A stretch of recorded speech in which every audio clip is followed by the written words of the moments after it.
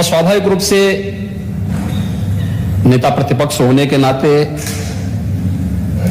उन्हें अपनी बातों को कहना था, लेकिन मुझे नेता प्रतिपक्ष की कुछ बातों को लेकर के बहुत आश्चर्य हो रहा था। और ऐसा लगता था कि एक होता है कि व्यक्ति चुनावी सभाओं में बात करता है, वहां पर वह एक मनीषी ने कहा कि अभिमान तब आता है जब हमें लगता है कि हमने कुछ किया है,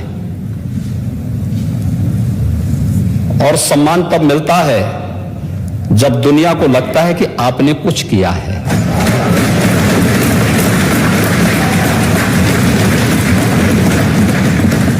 भारतीय जनता पार्टी और उससे जुड़े हुए सहयोगी दलों को जो जनादेश बात नहीं, असामान्य बात है। हम जीते तो अच्छा है, और बीजेपी जीत जाए तो साहब ईवीएम में गड़बड़ी कर दी गई।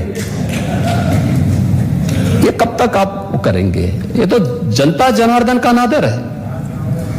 और महोदय, यही नहीं, इस दौरान हमारी सरकार ने 2017 में स्थानीय निकाय के चुनाव संपन्न किए थे, कोई हिंसा नहीं हुई।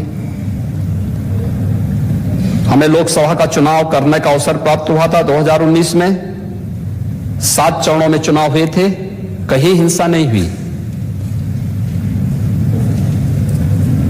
2000 क्या यहां पर भारतीय जनता पार्टी की अगर सरकार नहीं होती तो तब भी क्या ऐसे ही रहता? नहीं होता, क्योंकि हम लोगों ने, हमें हमारा नेतृत्व एक ही बात के लिए हमेशा आगाह करता है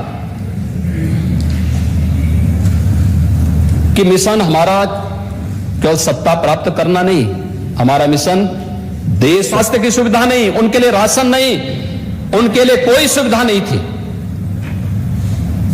50 से 60 हजार की आबादी वंचित की गई थी। आखिर पिछली सरकारों का ध्यान उनकी तरफ क्यों नहीं गया?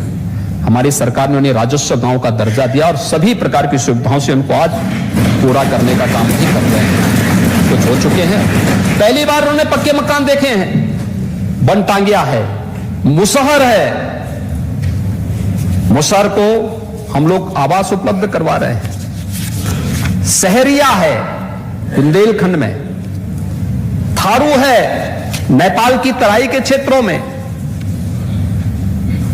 चेरो है, कोल है।